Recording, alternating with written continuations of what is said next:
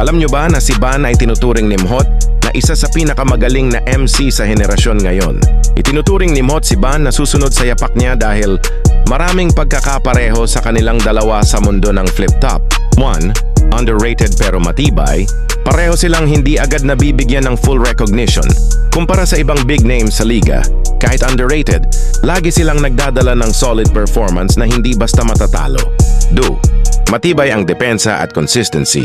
Katulad ni Mhot na halos walang talo sa kanyang mga laban, si Ban ay kilala rin sa pagiging matatag sa bawat battle. Hindi siya madaling matibag ng kahit sino. 3. Technical at matalino ang laro.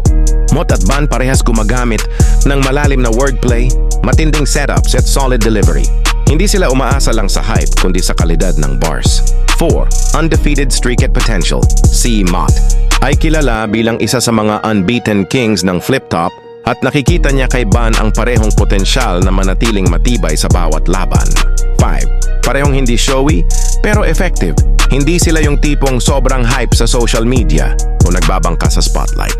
Tahimik lang pero malupit kapag nasa stage, kaya nagiging paborito ng mga tunay na solid fans ng battle rap.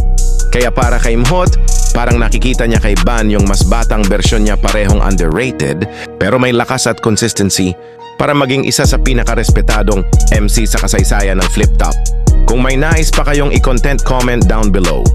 Peace out.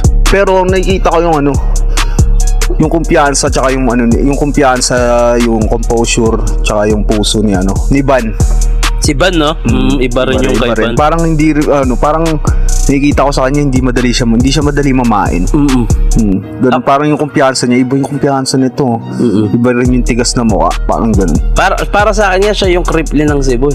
Oo, yan, di ba? Para sa akin. Kaso ang rebat naman ni siya daw yung Ban na Bicolano. Yung Ban na Bicolano. Ang galing nga nun. Parang paano mo na Ang galing niya, naisip niya ng agad-agad yun, biglaan.